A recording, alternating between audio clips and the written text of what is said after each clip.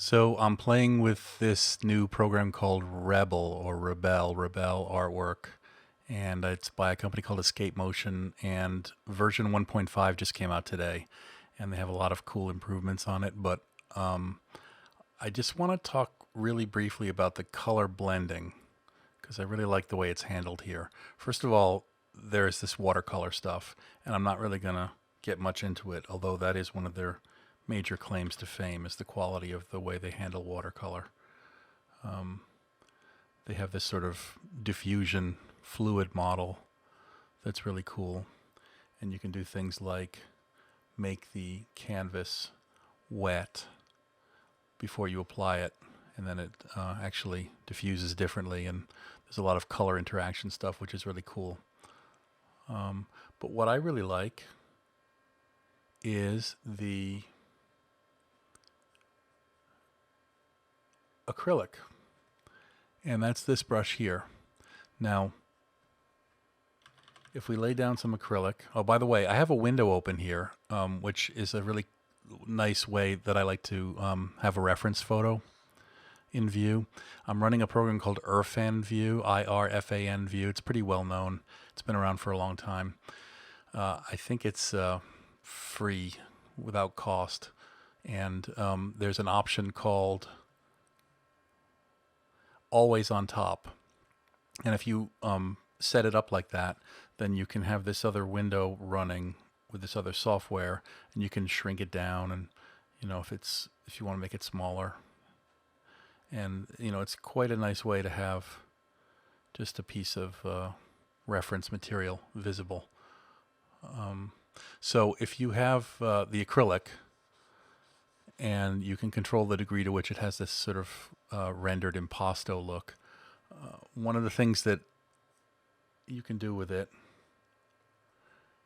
is you can sort of ease off on the pressure and blend a little bit that way. I'm holding Alt down and grabbing a mid-tone, sort of doing the opacity fade off blending thing, and that's cool. Another thing that you could do is you could lay down two colors, and there used to be, or there still is, but there was originally this blender option, which is right here. There's also a smear option. I don't really like the smear that much. It's a little bit too liquify-ish. It's like liquify with a little bit of a dot pattern built into it, which comes from these images over here.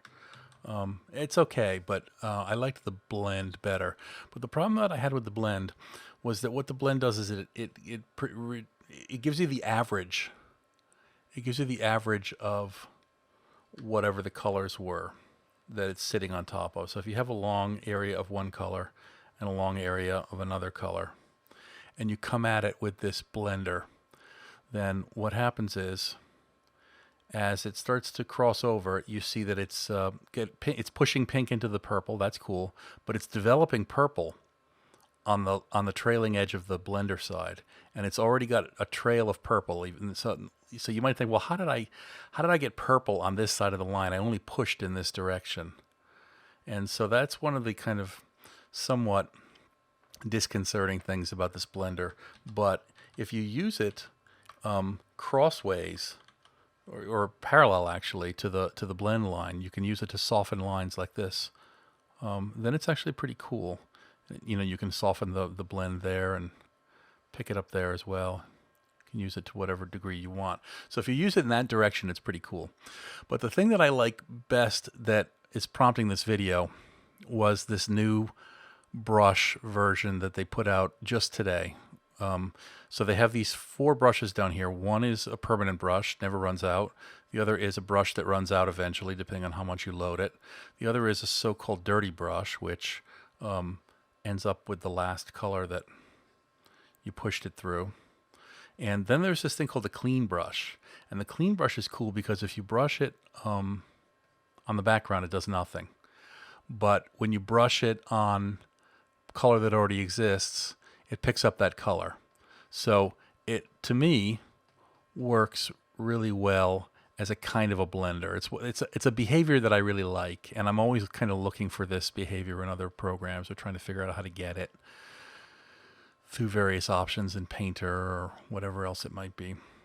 So I'm really digging this, and it works in the watercolor too. It's kind of those are kind of muddy colors to mix because they're yellow and blue, so they're really far apart on the, they're kind of, they go through gray in the middle, but you can see that it has a behavior which kind of works nicely with the watercolors as well.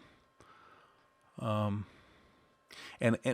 like all the other brushes, it has these little pebbly images that it uses. I think if you use that one, you'll see that it has, sort of more bristles, kind of bristly look to it because it's got fewer white dots, and the white dots seem to be what do most of the work.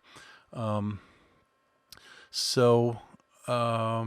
guess that's about it. I really just wanted to talk about this new release and how much I particularly like this new brush. I wish that the only thing I wish it had was I wish it were more like ZBrush, where you could be painting with a brush and then later hold down a certain thing. Let's say that hold down the shift, and it would pop you over to that clean brush.